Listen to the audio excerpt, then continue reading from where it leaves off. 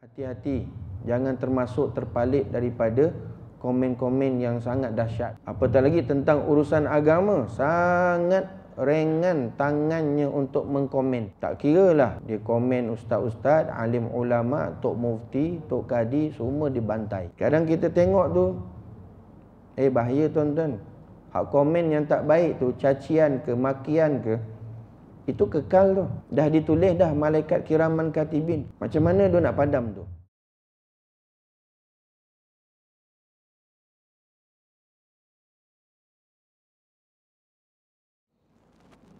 Auzubillahi minasyaitonirrajim. Bismillahirrahmanirrahim. Assalamualaikum warahmatullahi wabarakatuh. Qala Syekh Musannif rahimahullahu ta'ala wa nafa'ana bihi wa bi'ulumihi fid darain amin ya rabbal alamin. Kata Syekh Musannif rahimahullahu ta'ala, ketahui olehmu bahwasanya ikhlas itu menunggalkan Allah Ta'ala pada segala taat dengan kasat, dan iaitu bahawa menghendaki ia dengan taatnya itu akan semata-mata menuntut hampir kepada Allah Ta'ala. Tiada akan sesuatu yang lain daripadanya, seperti puji manusia dan harta benda dan dimuliakan dan lainnya daripada segala tujuan dunia. Dan bahwasanya ikhlas itu satu kelakuan hati yang dipuji, dan tiada diterima akan amal ibadah melainkan dengan dia. Telah berfirman Allah Ta'ala, wa ma umiru illa liya'budullaha mukhlishina lahuddin. Padahal mereka tidak diperintahkan melainkan supaya menyembah Allah dengan mengikhlaskan ibadah kepadanya, lagi tetap teguh di atas tauhid. Surah Al-Bayyinah ayat yang kelima. Salah satu daripada sifat mahmudah iaitu ikhlas. Apa itu ikhlas? Ikhlas ialah menunggalkan Allah Subhanahu wa Ta'ala dalam semua ketaatan. Ikhlas hanya adalah kerana Allah Subhanahu wa Ta'ala, tiada yang lain. Dalam kita melakukan ibadah kepada Allah, selaku tujuan utama dijadikan oleh Allah Ta'ala kita atas dunia ini adalah untuk ibadah. Wa ma khalaqtul jin wal ins illa liya'budun. Tidak aku jadikan jin dan manusia melainkan adalah untuk amal ibadah. Jadi itu merupakan fungsi kita dijadikan oleh Allah Ta'ala atas dunia ini adalah untuk ibadah. Untuk ibadah. Maka dalam kita melakukan ibadah, semua ketaatan tersebut pastikan ibadah kita, ketaatan kita itu benar-benar ikhlas. Jadi macam mana supaya ibadah kita ikhlas? Semua ketaatan yang kita buat itu ikhlas, iaitu pastikan tiada yang lain daripada Allah. Itu yang dimaksudkan sebagai menunggalkan Allah Subhanahu wa Ta'ala. Dalam kita buat amal ibadah, semuanya lillah, semuanya adalah kerana Allah, untuk Allah, bagi Allah. Tiada yang lain daripada Allah. Bukan kita buat amal ibadah kerana makhluk, kerana manusia, kerana harta, kerana jawatan, kerana pangkat, kerana dunia. Itu semua lain daripada Allah. Jadi bila mana dalam semua ketaatan ibadah kita itu adalah kita menunggalkan Allah Ta'ala, iaitu semata-mata Allah Subhanahu wa Ta'ala, tiada yang lain, maka itulah yang dinamakan ikhlas. Itu yang dinamakan ikhlas. Ikhlas, amal ibadah yang dilakukan hanya kerana Allah Ta'ala sahaja, tiada yang lain. Dengan niat hanya untuk mendekatkan diri kepada Allah. Jadi dalam ketaatan ibadah yang kita buat adalah benar-benar ikhlas hanya kerana Allah agar kita dapat takarrub kepada Allah, mendekatkan diri kepada Allah. Kerana semua amal ibadah yang kita lakukan tersebut adalah salah satu bentuk ketaatan kita kepada Allah, maka tak lain dan tak bukan adalah untuk mendekatkan diri kita kepada Allah Azza wa Jalla. Artinya dalam kehidupan kita jangan hak dekatkan lain kita ni dengan lain daripada Allah. Hanya kita nak dekatkan diri kita hanya kepada Allah Ta'ala sahaja. Macam mana seseorang itu dapat mendekatkan dirinya kepada Allah? Iaitu dengan melakukan ketaatan yang diperintahkan oleh Allah. Bagaimana semua ketaatan ibadah itu diterima oleh Allah?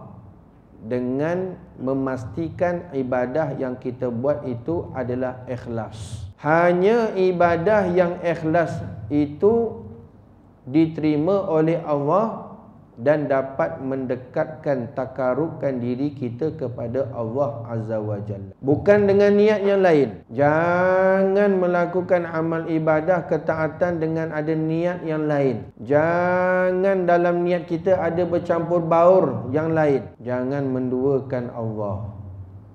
Hanya menunggalkan Allah Subhanahu wa Ta'ala. Sebab itu kalau kita perhati dalam lafaz dan kita niatkan setiap mana kita buat amal ibadah, umpamanya solat, saja aku semayang fardu isyak 4 rakaat lillahi ta'ala. Itu hanya Allah.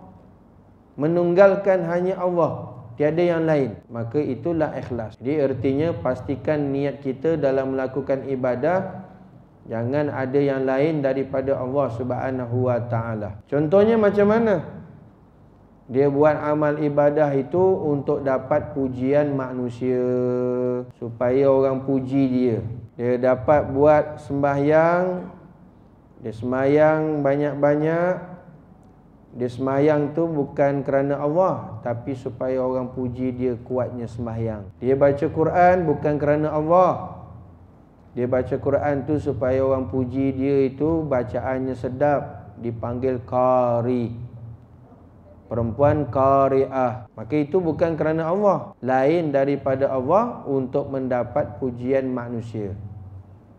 Hati-hati tipu daya syaitan ini. Apatah lagi kalau satu-satu ibadah ketaatan itu dibuat dengan niat yang lain, umpamanya untuk mendapat harta benda, untuk supaya diberikan harta benda dan sebagainya. Begitu juga termasuk daripada niat yang lain daripada Allah.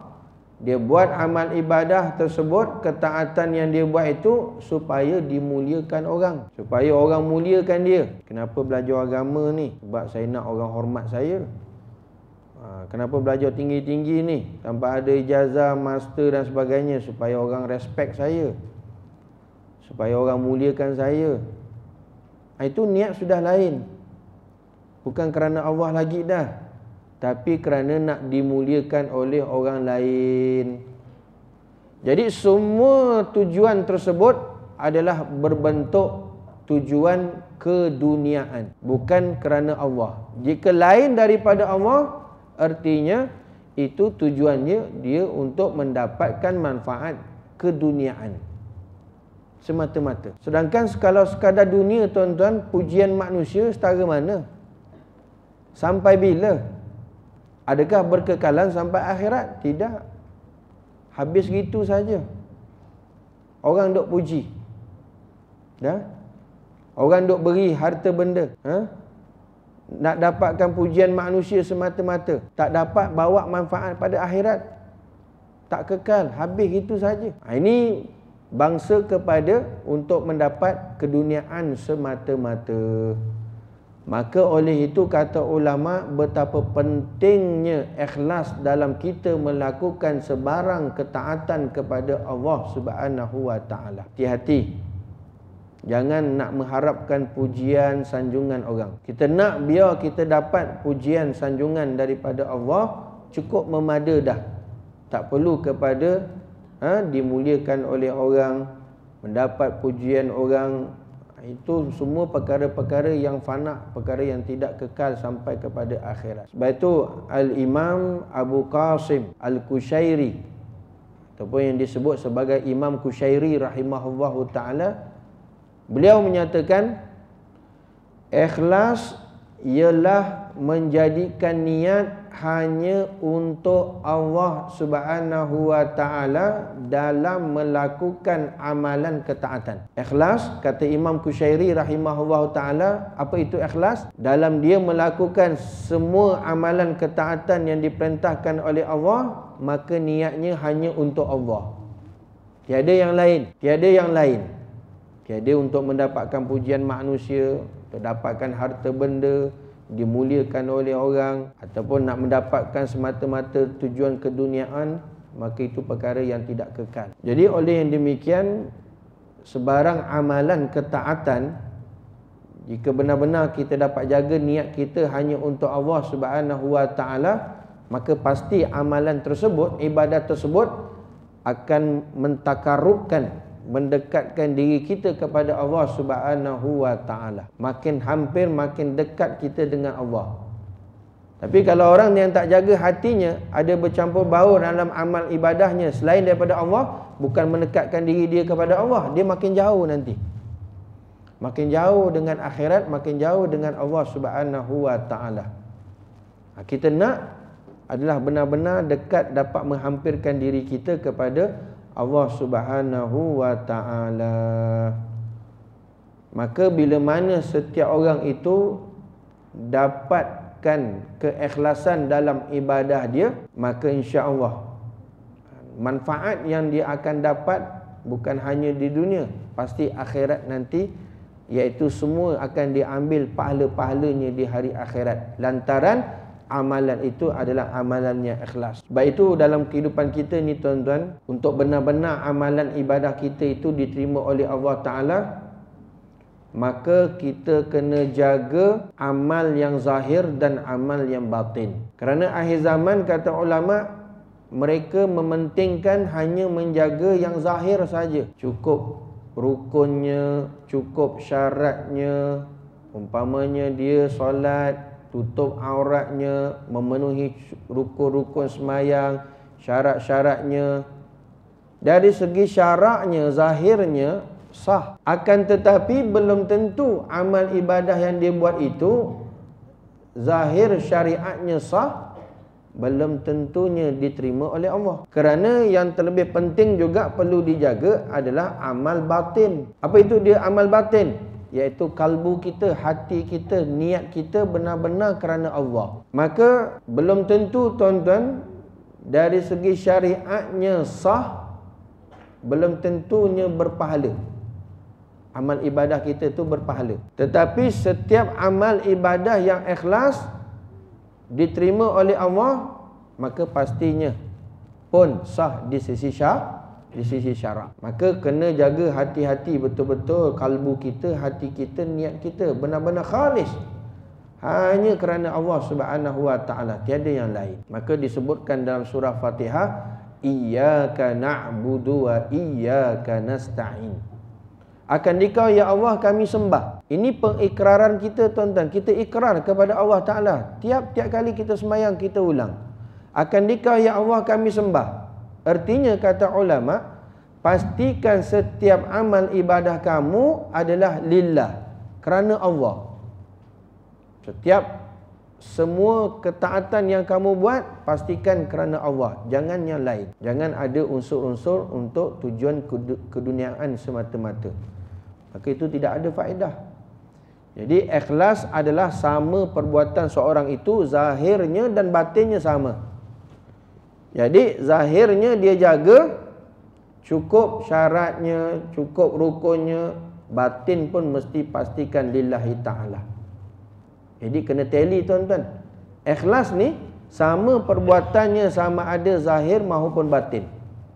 Dua-dua perkara itu kena ambil perhatian dalam kita melakukan ibadah kepada Allah Subhanahu wa ta'ala. Tuan-tuan muslimin hadirin yang dirahmati Allah. Jadi oleh itu, macam mana kita nak tahu tuan-tuan, amal ibadah ketaatan yang kita buat tu Allah Ta'ala terima dan ikhlas ataupun tidak? Kena tahu. Maka kena tahu supaya kita dapat hati-hati, jangan terpedaya dengan tipu daya syaitan. Jadi macam mana kita nak tahu bahawa amal ibadah kita itu ikhlas? Maka disebutkan oleh Zunnul Masri rahimahullahu ta'ala menyebutkan bahawasanya ada 3 tanda amalan ibadah yang kita buat itu adalah ikhlas. Artinya ada tanda ini, insya-Allah amal ibadah yang kita buat tu ikhlas. Yang pertama, merasakan sama sahaja tuan-tuan antara pujian dan celaan orang. Pujian,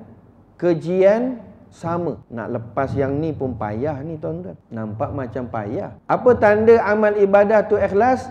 Yang pertama, dalam hati dia, dalam kalbu dia, dalam kehidupan dia, dia tidak terkesan dengan pujian.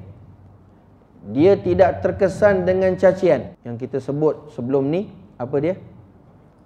Puji tidak terbang, keji tidak tombang. Cuba tuan-tuan, cuba try test. Orang duk puji kita, macam mana? Agak-agak kembang tak? Kalau kembang lagi tuan-tuan, belum lagi tu. Sekali orang puji, dia punya senyum kamai jejak telinga. Kembang semacam je, terawang-awang Ustaz. Sampai ke malam tak boleh tidur. Kenapa? Teringat orang puji saya tadi. Kata ulama, hati belum bersih lagi tu. Hati belum bersih lagi. Kena sental lagi. Kena zikir lagi banyak-banyak. Supaya sampaikan tahap kita, KPI kita, puji, keji sama. Baru lulus tuan-tuan. Kalau masih lagi puji, keji tak sama. Puji sedap dengar tuan. Keji, pahit dengar ni, sakit hati.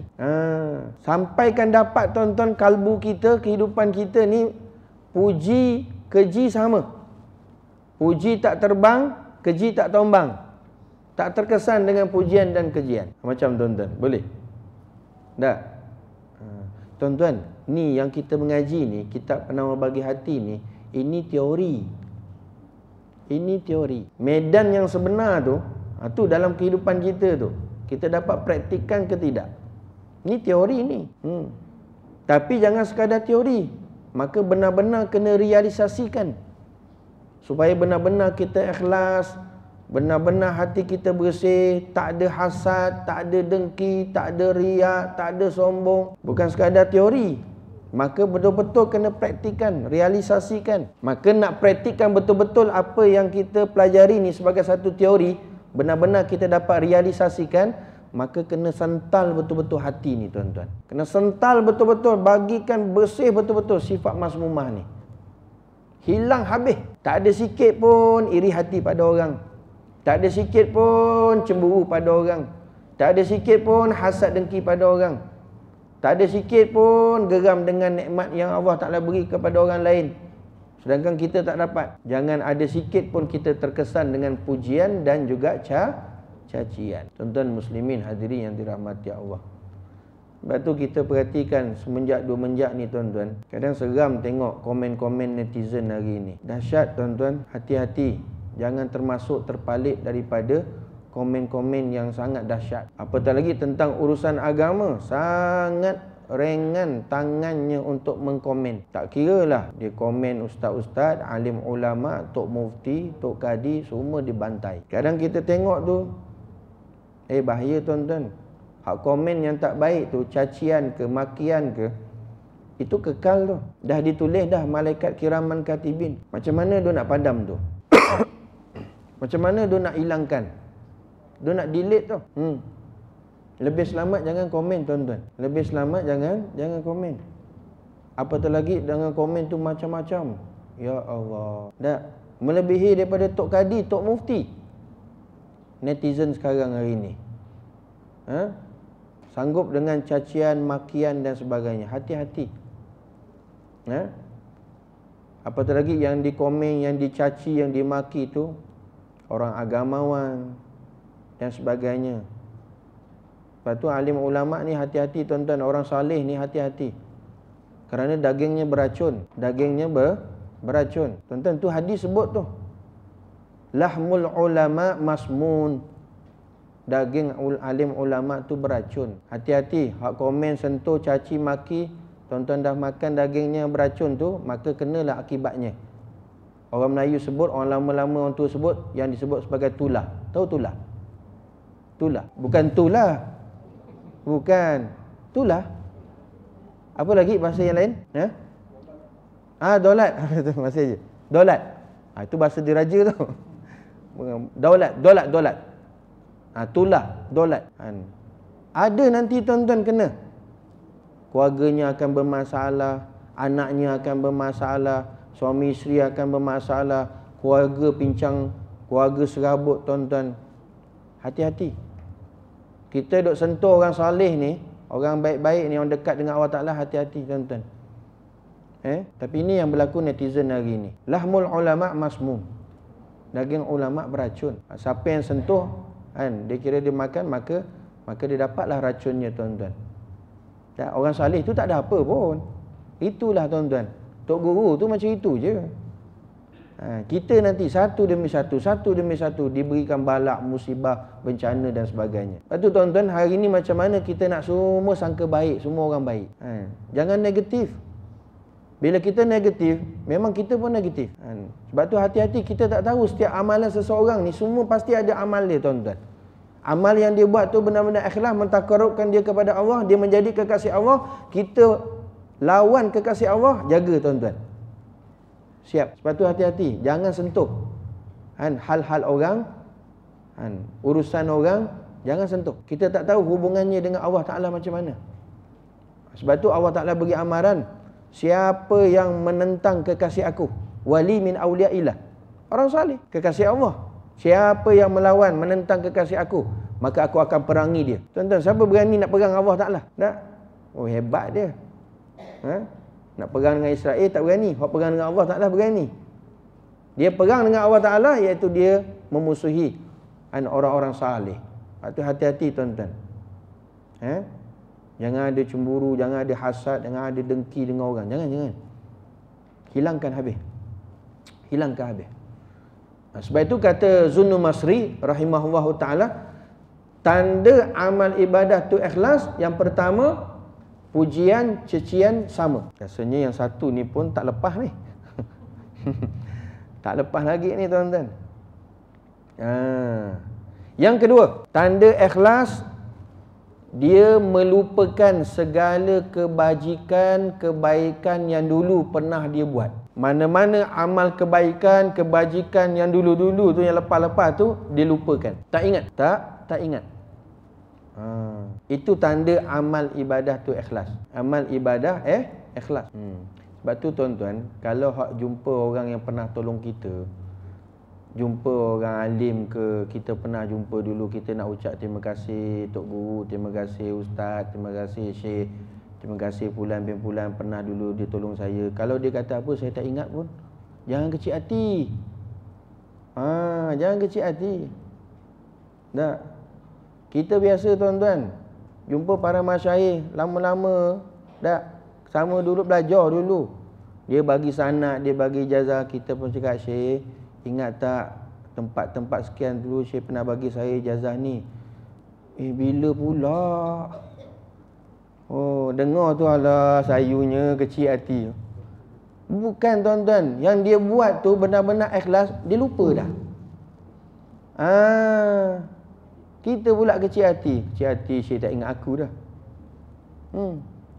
Betul tuan-tuan, banyak sungguh. Kita jumpa balik, Syekh ingat tak bagi ijazah tu, bagi ni. Tak ingat lah. Tak ingat. Itu bila mana dia lupa amal kebajikan, amal saleh yang dia buat dulu, itu tanda ikhlas. Yang kedua ni pun agak payah juga nak lepas. Dia ingat, kenang. Dia ingat, dia tolong orang dulu. Bukan orang tu yang cakap, dia cakap, kan saya yang tolong awak tu. Dia yang sebut tu, kan saya yang tolong awak tu. Tak ingat. Orang yang kena tolong pula tak ingat.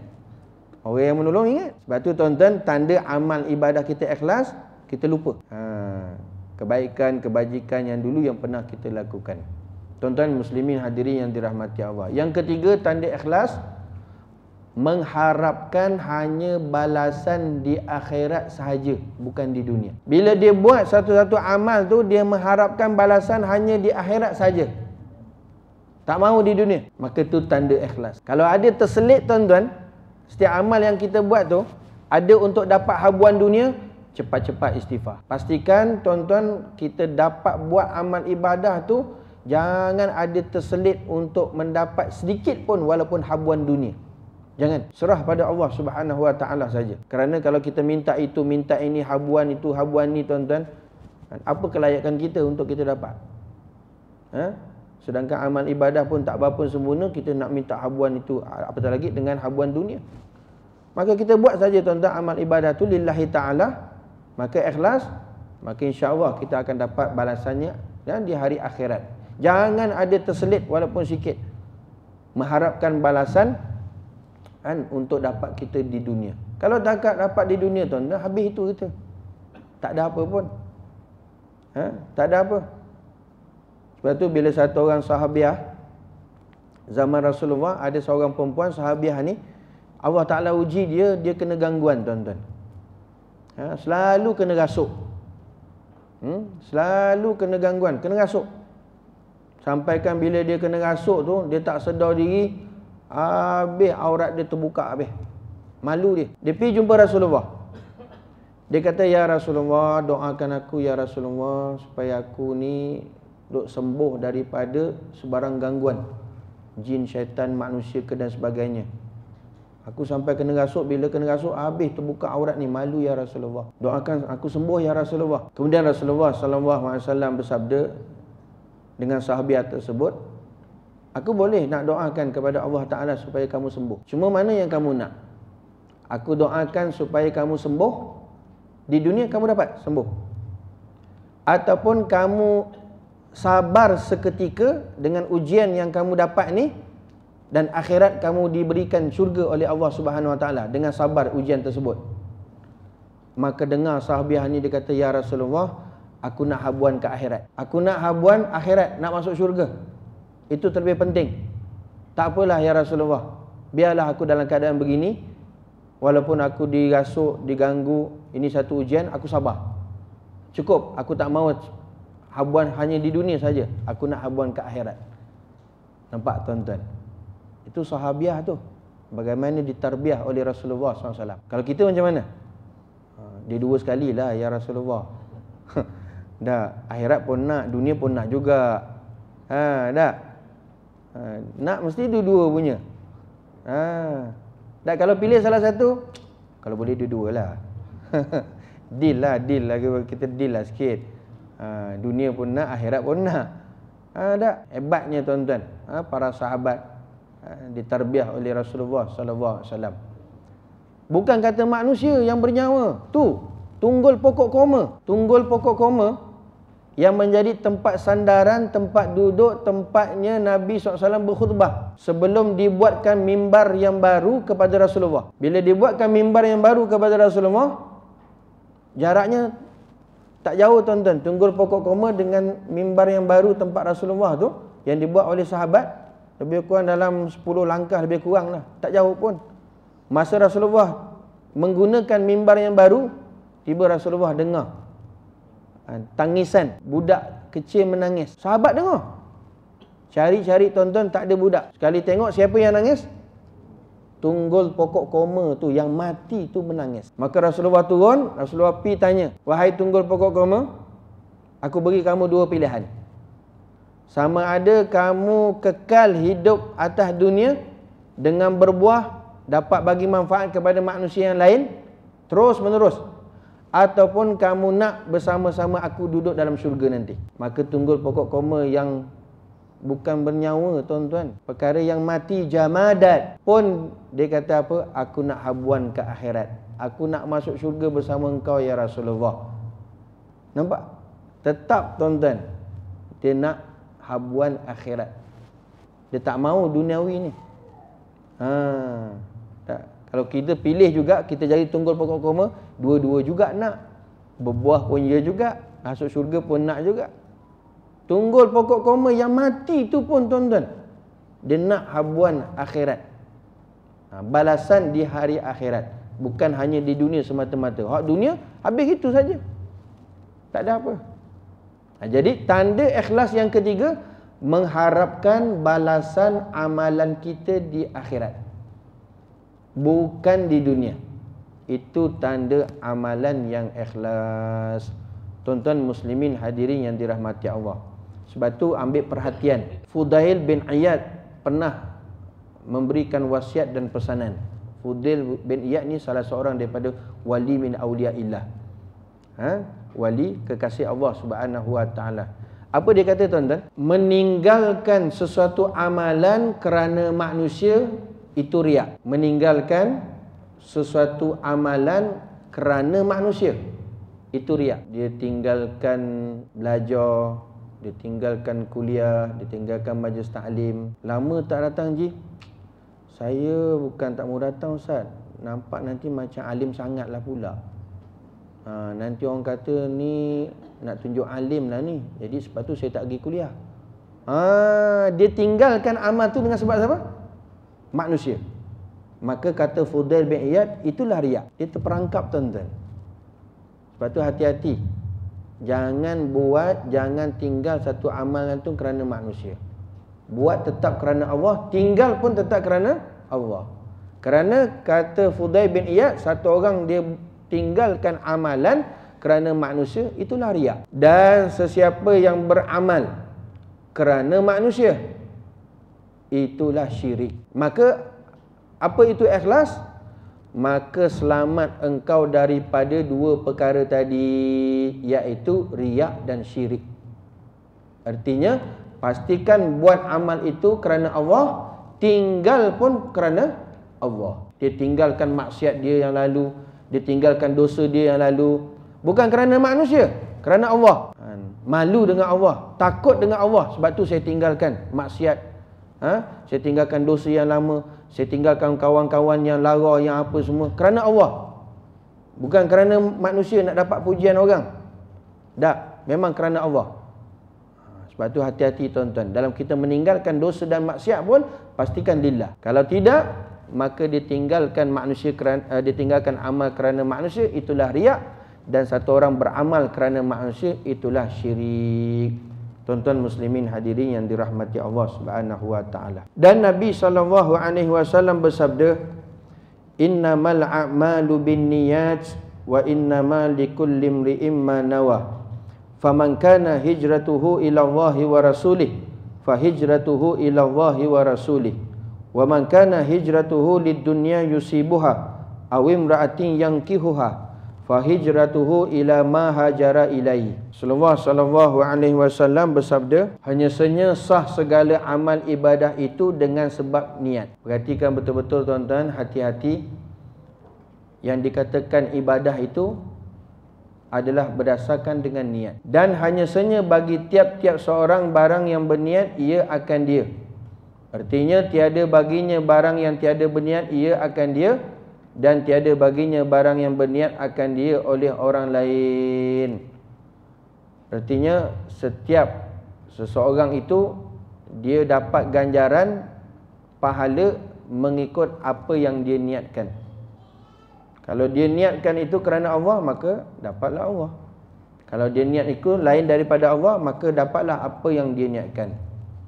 Dan barang siapa yang ada berpindahnya kerana dunia, yang mendapat ia akan dia, atau kerana perempuan yang hendak berkahwin ia akan dia, maka berpindahnya kepada barang yang berpindah ia kepadanya sangat keji, kerana menzahirkan ia akan berpindah kepada Allah dan Rasulnya. Jadi siapa yang hijrah, siapa yang beramal dengan niat bukan kerana Allah, kerana dunia, kerana perempuan, kerana nak berkahwin dengan perempuan tersebut dan sebagainya, maka mahajara ilaihi, apa yang dia niatkan itulah yang dia dapat. Jadi dia niatkan untuk kerana perempuan, nak mengahwini perempuan tersebut, maka dia dapat apa yang dia niatkan itu. Maka inilah merupakan perkara yang keji, iaitu dia niatkan bukan kerana Allah Subhanahu wa taala. Jadi pastikan dalam hadis ini memberikan pengajaran kepada kita,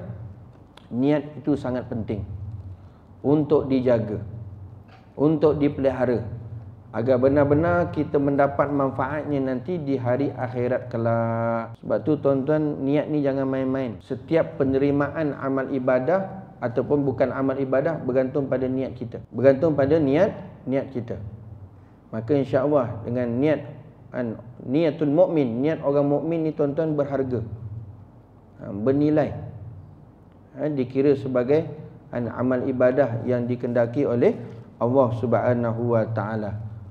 Jadi oleh itu, maka ini peringatan Rasulullah sallallahu alaihi wasallam, fa hijratuhu ila ma hajara ilaihi, maka dia akan mendapat pahala ganjaran mengikut apa yang dia niatkan. Kalau dia hijrah itu, dia buat amal itu bukan kerana Allah, maka dia dapat apa yang dia niatkan tersebut.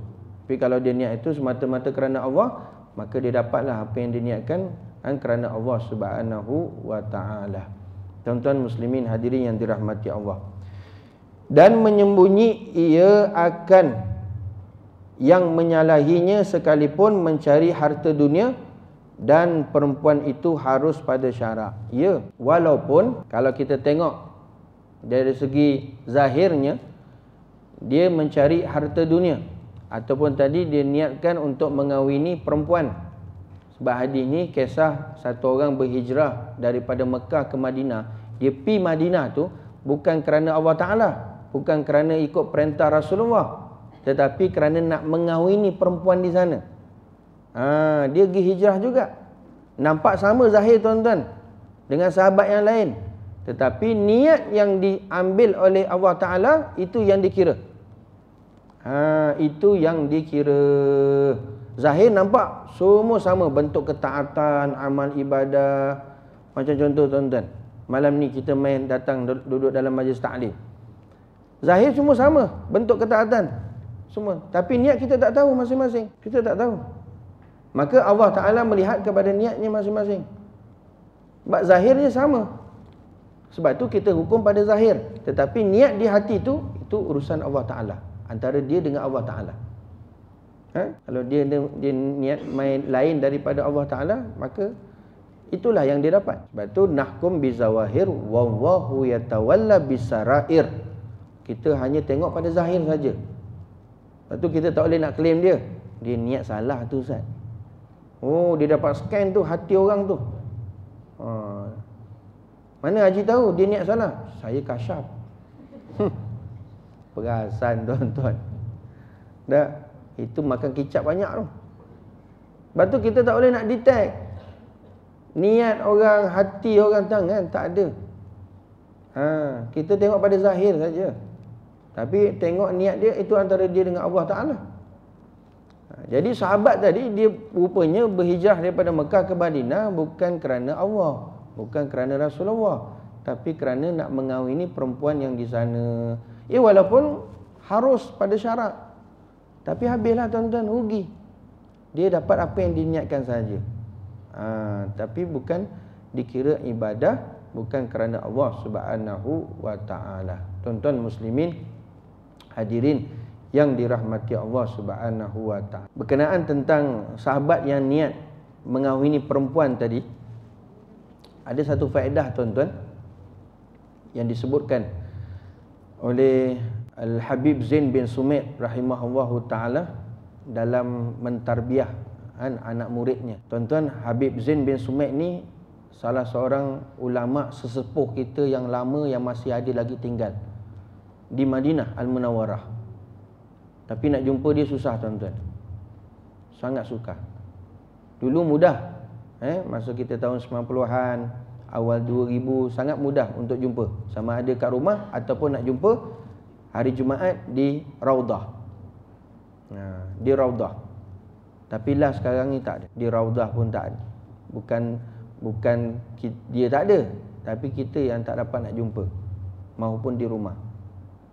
Habib Zain bin Sumait ini antara para habaib sesepuh yang tinggal, yang lama, orang tua yang lama sekarang tuan-tuan. Umurnya menjangkau hampir lebih 80 dah. Lebih 80. Orangnya kurus je, kecil je. Kalau tuan-tuan pernah tengok almarhum Habib Ali Jaafar Batu Pahat, lebih kurang macam itulah. Namanya Habib Zain As-Sumait rahimahullahu ta'ala. Ahlul Bait, keturunan Rasulullah. Jadi pernah diceritakan bahawa ketika Habib Zain bin Sumait ni, hafizallahu ta'ala, dia nak mengakad nikahkan salah seorang anak muridnya, nak kahwinkan lah anak muridnya. Lalu beliau memberi tausiah, memberi wasiat, peringatan, pesanan tentang 4 golongan suami dan isteri setelah berkahwin. Dia beri wasiat kepada anak muridnya tentang 4 golongan suami dan isteri setelah berkahwin. Apa dia tuan-tuan wasiatnya? Yang pertama, kedua-duanya suami isteri ni mesti kuat beribadah kepada Allah. Kerana bila berkahwin ni kadang-kadang ada suaminya kuat ibadah dan isterinya tak kuat ibadah. Malas kan marah pula. Asyik TikTok je tak sudah. Tak. Sekarang lah tuan-tuan. Sian suaminya. Buat kopi seorang-seorang, minum kopi seorang-seorang, godak kopi seorang-seorang, makan seorang-seorang. Mana rumahnya? TikTok, bisnes online, FB. Tapi bukan orang sini lah, tak. Sebab tu Habib Zain dia pesan, pastikan kedua-duanya suami isteri beribadah kepada Allah. Kalau tak rumah tangganya, agamanya tak balance. Takkan pergi jauh tuan-tuan. Dia kena dua-dua. Burung tu dapat terbang tinggi dengan kedua-dua sayapnya yang sihat, yang okey. Kalau sebelah sayap je sakit tuan-tuan, sebelah sayap okey, tak boleh pergi mana pun. Tak boleh pergi mana. Ada yang isteri kuat amal ibadah, Masya Allah, rajin tuan-tuan, sembahyang fardu 5 waktu pun pergi masjid. Suami hantar naik motor, tapi pakai seluar katuk, depan masjid hantar isteri, dia pun patah balik. Bukan orang sini juga ada. Nak kata nampak? Itu dalam kehidupan kita. Tapi pastikan kedua-duanya kuat amal ibadah kepada Allah Ta'ala. Dan hari ni kalau tanya orang perempuan, nak cari suami, calon suami tu ciri-ciri macam mana? Yang baik lah ustaz, yang saleh. Kan dia imam kita. Dia imam kita. Bukan main tuan-tuan. Dah dapat, bukan jadi imam, dia jadikan makmum pula. Allahu Akbar. Kata nak cari imam, hak dia cakap dengar tak? Dengar. Hak imam Allahu Akbar rakaat, makmum rakaat. Imam i'tidal, sami Allahu liman hamidah, makmum bangun i'tidal, sami Allahu liman hamidah. Imam sujud, Allahu Akbar, makmum Allahu Akbar. Ikut tak? Patuh tak? Sebab apa? Imam. Tak? Habis kenapa tak mau ikut? Kata nak cari imam. Tak? Dia jadikan makmum pula. Tak? Banyak kes tuan-tuan. Saya cakap senang je. Dulu tu nak cari apa? Nak cari imam tak? Nak jadikan dia imam saya. Bukan main. Boleh tak? Sudi tak awak jadi imam saya? Kena pinang je. Tak kisahlah, tak masalah. Bukan main. Dah akad nikah dia jadikan makmum pula. Ya Allah. Maknanya apa? Tak dengar cakap. Tak dengar cakap. Saya cakap sepatah ustaz, dia cakap 15 patah. Dia kata biasa dah tu. Jadi pastikan tuan-tuan, kedua-duanya kuat beribadah kepada Allah. Saling bantu membantu antara satu sama lain. Bantu membantu antara satu sama lain. Jangan mencemooh, jangan mengkeji antara pasangan, jangan. Tak. Ayah mana? Mak, ayah kau tengah zikir tu. Entah betul ke tak zikir tu. Jangan tuan-tuan, rosak. Baru ni je ayah kau kuat zikir. Dulu macam syaitan. Jangan tuan-tuan, tak payah. Jangan. Dengan anak pula tu. Tak boleh. Sebab tu kalau suami cakap, suami marah ke, suami apa semua, tuan-tuan jangan duk tokok tambah. Jangan tuan-tuan bangkang. Apatah lagi yang macam-macam. Kan? Dengar tuan-tuan, dia imam tu. Ju'ilal imam liyu'tamma bih. Kata Rasulullah, dijadikan imam untuk diikuti. Bukan untuk dilawani ataupun dibantahi. Bukan. Jangan. Tuan-tuan, ni banyak berlaku tuan-tuan. Tapi bukan orang sini dah. Tapi yang jumpa kita ramai orang sini. Ini kenalah tuan-tuan, kena bagi tahu. Minta maaf Mak Haji, maksud batin lah. Kita khabarlah. Kita khabar. Tuan-tuan muslimin hadirin yang dirahmati Allah. Sebab tu Habib Zain dia pesan ke anak murid dia masa nak akad nikah ni, pastikan kedua-duanya kuat amal ibadah. Baik. Yang kedua kata Habib Zain, suami kuat beribadah kepada Allah. Ada. Yang tadi golongan pertama, ada yang dua-dua kuat amal ibadah. Alhamdulillah tuan-tuan. Ini kalau dapat ni, alhamdulillah cantik. Dan isteri kuat mengaji, suami pun kuat mengaji. Isteri kuat belajar, menuntut ilmu, suami pun kuat menuntut ilmu. Ini cantik tuan-tuan. Siapa dapat itu rezeki masing-masing. Tak? Itu rezeki masing-masing. Dua-dua kuat amal ibadah. Suami tahajud, isteri pun tahajud. Suami duha, isteri pun duha. Suami zikir, isteri pun zikir. Ini kuat amal ibadah dua-dua. Tapi bukan senang, tak semua orang dapat tuan-tuan. Tapi siapa dapat itu rezeki, nikmat yang dikurniakan oleh Allah Subhanahu wa taala. Tuan-tuan muslimin hadirin yang dirahmati Allah. Yang kedua, ada golongan yang kedua. Suami kuat ibadah, tapi isteri tak kuat ibadah. Ini pun ada juga dalam rumah tangga ni. Suami kuat amal ibadah, tapi isteri tak kuat amal ibadah. Tapi yang kedua ni tuan-tuan, kalau isteri tak kuat amal ibadah, tapi dia banyak khidmat kepada suami, itu okey lagi. Nah, dia malas tuan-tuan nak amal ibadah. Al-Quran malas, zikir malas.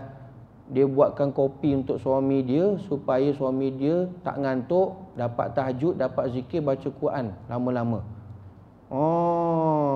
Ini tak apa, okey lah ni. Dia pun dapat sekali tak? Dapat. Ni isteri bijak ni. Dia sogok ni. Abang kena minum kopi ni sampai habis bang. Ini saya buat untuk abang ni. Tapi abang jangan lupa zikir tau. Malam jangan lupa tahajud. Ini isterinya bijak ni. Saya bijak. Tapi apa suami buat dengan sebab khidmatnya tadi, dia masak, dia buat sediakan apa semua sampai suami dapat kuat amal ibadah, dapat tak pahala pada dia? Dapat. Dan ini pun ramai. Okeylah ni. Tak ada masalah. Ini pun kena tahu. Dia sediakan baju, rosoknya baju. Suami nak pergi masjid, dia rosokkan baju. Dan pahala dapat tu. Pahala dia dapat. Dia sediakan. Ini khidmat suami, khidmat isteri kepada suami. Dan inilah juga pupus akhir zaman tuan-tuan. Minta maaf tuan-tuan. Allahu Akbar. Sebab tu jangan lepaskan peluang. Sebenarnya perempuan sangat senang masuk syurga berbanding kita lelaki. Khidmat saja kepada suami lillahi ta'ala. Jangan pula tanya, ustaz tak ada suami macam mana? Tu tak dapat dia nak nolong. Ini cerita pasal ni tuan-tuan. Tak. Dia khidmat saja, Allah. Syurga tuan-tuan. Syurga. Insya-Allah dia sediakan. Walaupun dia tak kuat amal ibadah, tapi suami dia kuat amal ibadah. Tapi kalau tuan-tuan, makji dapat suami yang kuat amal ibadah, ambil peluang ni tuan-tuan. Saya bagi tahu. Dah untung dah tu. Cuma nak siapkan saja. Siapkan saja. Allah. Dah. Nak prepare kan saja tuan-tuan. Kita nak zikir ribu-ribu pun malas. Tak ada masa. Kita nak buat amal ibadah tu pun tak malas. Dah. Lepas subuh suami dapat zikir apa semua, isteri tak dapat. Sebab apa? Nak cepat nak buat sarapan. Tak apa. Alhamdulillah. Itu pun dah kira okey dah. Tak ada masalah tuan-tuan. Sebab tu memang kalau masa isteri tu sebabkan nak khidmat kepada suami sebab tak banyak amal ibadah, tapi yang wajib dia dapat buat, tapi dia dapat khidmat buat kepada suami, semua amal ibadah yang suami buat dapat juga pahala kepada isteri. Tuan-tuan bayangkan. Tuan-tuan muslimin hadirin yang dirahmati Allah. Maka golongan yang kedua ni ada. Kata Habib Zain bin Sumait, ada. Lepas kahwin, suami kuat amal ibadah, isteri tidak kuat amal ibadah. Tapi kalau dia terus dapat khidmat, alhamdulillah, terus. Yang ketiga, kata Habib Zain As-Sumait rahimahullahu ta'ala, ada golongan yang dalam rumah tangganya bila dia kahwin, isteri kuat amal ibadah, suami tidak. Terbalik pula tadi. Isteri kuat amal ibadah, rajin mengaji tuan-tuan. Dah, suami pula tengok Facebook je tak sudah. Tengok Instagram, tengok TikTok je tak sudah. Ya Allah. Ada tuan-tuan. Ada hak jenis macam ni. Awak nak pergi mana tu? Nak pergi belajar bang? Pergi. Bagus. Pergi. Ingatkan dia dapat pahala sekali. Dia suami tak ada. Tak. Ini rugilah tuan-tuan. Sebab tu hati-hati. Kalau satu orang yang mana dia suami ni, dia tinggalkan isterinya dalam keadaan jahil, sampai tak belajar, tak ada ilmu, jahil, apalagi sampai tak kenalnya Allah Subhanahu Wa Taala, itu merupakan satu dosa yang besar. Dosa yang besar selepas daripada syirik, bila mana suami meninggalkan isteri dan anak-anak ahli keluarga dalam keadaan jahil, tidak dapat amal ibadah kepada Allah Subhanahu Wa Taala. Itu hati-hati tuan-tuan, berat tanggungjawab tu. Jadi ada golongan yang ketiga ni, isteri dia kuat beribadah tapi suami tidak kuat amal ibadah pada Allah Subhanahu Wa Taala. Ada yang tanya, ustaz, boleh tak kita nak dakwah suami? Tuan-tuan jangan. Kita nasihatkan jangan. Suami dia lain. Suami ni dia ego sikit. Ego sikit lah, bukan banyak. Jangan tuan-tuan. Tuan-tuan tunjukkan akhlak khidmat yang baik saja. Dan dia suami dia lain. Kalau tuan-tuan cakap sikit je dah kira mengajar dah tu. Bang, tu dah azan dah tu, tak pergi masjid ke? Mula dah tuan-tuan. Silap-silap sekarang jadi masalah. Tunjukkan akhlak baik saja, khidmat. InsyaAllah dakwah bil hal itu lebih kesan tuan-tuan daripada dakwah bil kalam. Begitu juga ada amal orang tua, anak-anak bagus tuan-tuan, saleh salehah, tapi mak bapa Allah. Jadi doa banyak-banyak tuan-tuan. Tunjukkan dakwah bil hal, itu lebih baik. Kemudian kata Habib Zain bin Sumait rahimahullahu ta'ala, ada orang dalam rumah tangga ni, golongan yang keempat, suami isteri ni, kedua-duanya malah amal ibadah. Memang betul-betul pandai dia cari pasangan. Dua-dua malah amal ibadah. Tak rajin buat amal ibadah. Ngaji pun malah, belajar pun malah, zikir pun malah, spesen. Dan dia pun kata, betul lah kita ni sama 2 kali 5 je lah. Dua-dua tuan-tuan dalam keadaan begitu. Maka selepas daripada Habib Zain bin Sumait ni, dia berikan wasiat kepada anak muridnya tadi tentang 4 golongan tersebut. Maka dia tanya anak murid tersebut, ni kamu nak kahwin ni? Dah, lepas ni kamu jadi suami isteri. Agak-agak kamu nak masuk golongan yang mana? Ada 4 golongan ni tadi. Dua-dua kuat amal ibadah. Golongan yang kedua, suami kuat amal ibadah, isteri tidak. Golongan yang ketiga, isteri kuat amal ibadah, suami tidak. Golongan yang keempat, kedua-dua pun malah buat amal ibadah. Kamu nak masuk golongan yang mana? Lalu anak murid dia jawab, dia kata apa? Saya nak masuk pada golongan yang pertama ya Habib. Dia kata, Bib, saya nak masuk golongan yang pertama, iaitu kedua-duanya dapat kuat amal ibadah kepada Allah Subhanahu Wa Taala. Jadi apa jawab Habib Zain? Dia kata, kalau begitu, niatlah sekarang ini untuk masuk golongan yang pertama sebelum kamu bernikah. Jangan dah bernikah baru nak berniat untuk dapatkan pasangan, kedua-dua dapat kuat amal ibadah. Jadi sebelum kamu akad nikah ni, niatkan sekarang. Sebab nak relatekan tadi, niat tu tuan-tuan hebat. Niat is very power tuan-tuan. Jangan main-main dengan niat. Jangan main-main dengan niat. Maka sebab itu Habib Zain pesan, niatlah sekarang. Supaya mudah-mudahan kamu dapat golongan yang pertama tadi, dapat pasangan, kedua-duanya dapat amal ibadah kepada Allah Subhanahu Wa Taala. Nampak? Jadi yang masih bujang lagi, tolong pasangkan niat. Yang dah kahwin tu teruskanlah. Nak niat boleh juga, tak jadi masalah. Dah. Balik nanti, bang, marilah kita sama-sama niat bang, supaya kita kuat, dua-dua kuat amal ibadah. Yelah, tak apalah. Alhamdulillah, tak apa. Jangan pula nampak suami tu dah berubah, bagus, boleh datang majlis ta'lim, pergi sembahyang berjemaah. Bila masa bapak engkau ni taubat, agak dah buang terbiat dengan bapak engkau ni. Jangan tuan-tuan. Alhamdulillah. Niatkan mudah-mudahan kedua-duanya dapat kuat amal ibadah kepada Allah Subhanahu wa taala. Maka sebab itu tuan-tuan, para wali min auliyaillah, para arif billah, para masyayikh, para habaib, mereka sangat mementingkan niat. Sangat mementingkan niat.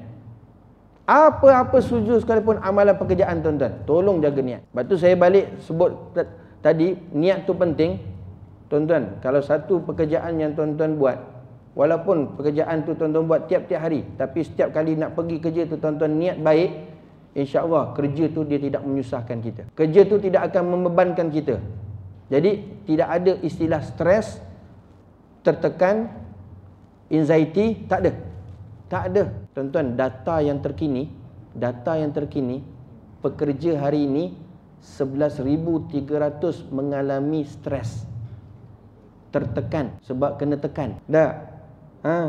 Tertekan, anxiety, 11,300. Solusinya mudah je tuan-tuan, saya bagi tahu.